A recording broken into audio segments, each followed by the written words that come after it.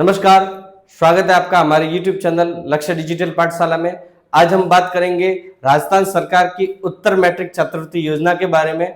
यह छात्रवृत्ति राजस्थान सरकार के समाज कल्याण विभाग द्वारा दी जाती है, तो आप वीडियो में एंड तक बने रहे।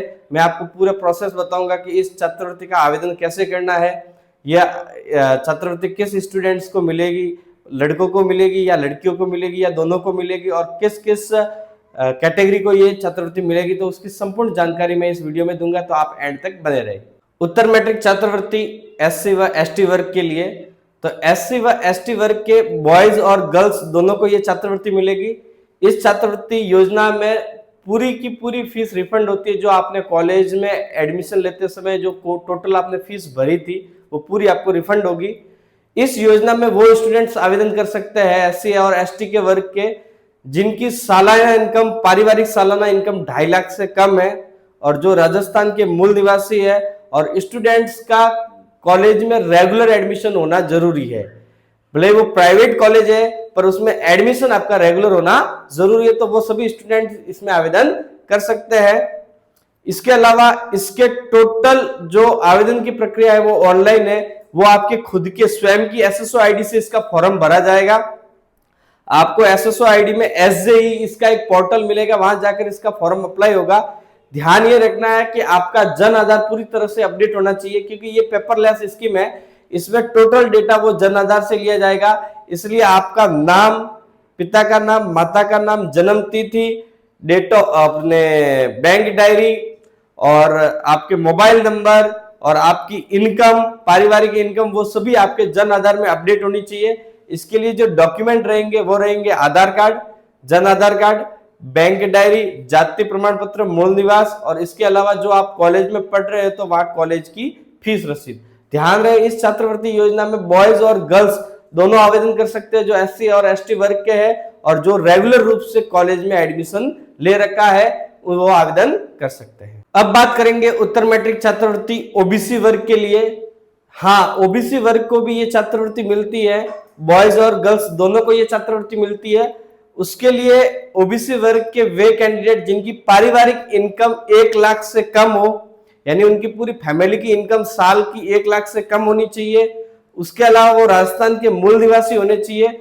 उसके अलावा उनकी 17 कैटेगरियां दी गई है, जैसा कि मैं आपको थोड़ा बताता हूं कि जैसे एक तो या तो कोई ओबीसी का परिवार है जो बीपीएल में है, भले वो स्टेट बीपीएल हो या सेंट्रल बीपीएल हो, या अंत्योदय कार्ड है किसी फैमिली में, या कोई विधवा लेडीज है, या कोई विधवा लेडीज के बच्चे या बच्ची है, या कोई तलाकशुदा महिला है तो वो खुद भी आवेदन कर सकती है, या उसके बच्चे या बच्ची, तलाकशुदा महिला के पुत्र या पुत्री अगर कॉलेज में एडमिशन ले रखा है तो वो भी इसमें आवेदन कर सकता है। इसके अलावा कोई विकलांग है कोई, तो वो इसमें आवेदन कर सकता है ओबीसी वर्ग का, या उनके पुत्र या पुत्री की, जैसे किसी के पेरेंट्स विकलांग है तो उनका पुत्र या पुत्री भी इसमें आवेदन कर सकते हैं। उनको भी पूरी की पूरी फीस रिफंड होगी, यानी उनके द्वारा जो कॉलेज में फीस भरी गई है वो उनको वापस मिलेगी। उनका भी सेम ही प्रोसेस है, एसएसओ के माध्यम से, एसजेई के माध्यम से वही डॉक्यूमेंट, जैसे कि मैंने आपको पहले भी बताया है, एससी एसटी वर्ग के लिए जो डॉक्यूमेंट है वह इसमें भी लगेंगे, बस इनकम का फर्क होगा। उनको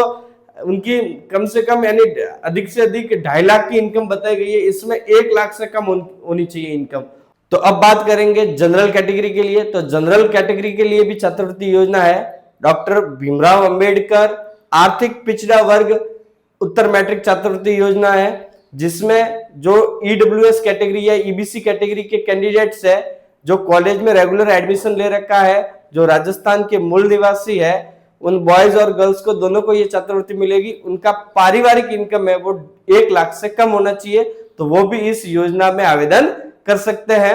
इसका भी आवेदन वही सेम प्रोसेस एसएसओ के माध्यम से होगा, एसजेई के पोर्टल पर जाकर वही आवेदन करना है। बस आपको ध्यान रखना है कि आपका जन आधार पूरी तरह से अपडेट होना चाहिए। डॉक्यूमेंट रहेंगे आधार card, Jan Aadhaar card, bank diary, जाति, आपके जो ईडब्ल्यूएस सर्टिफिकेट है, इसके अलावा मूल निवास प्रमाण पत्र, बैंक डायरी, और जो आपने last education last class pass की उसकी मार्कशीट होनी चाहिए आपके पास, तो वो भी इसमें आवेदन कर सकते हैं।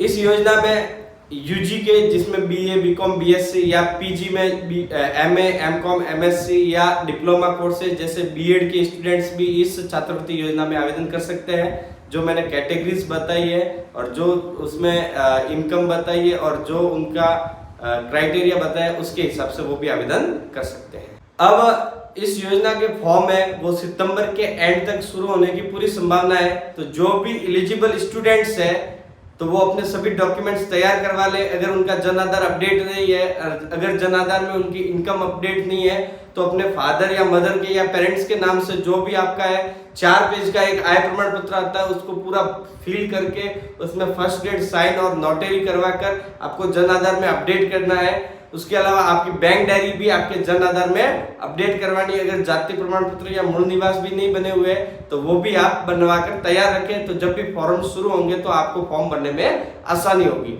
तो इसी प्रकार के सभी सरकारी योजनाओं, छात्रवृत्ति योजनाओं की जानकारी प्राप्त करने के लिए आप हमारे YouTube चैनल लक्ष्य डिजिटल पाठशाला को सब्सक्राइब करें। Thank you.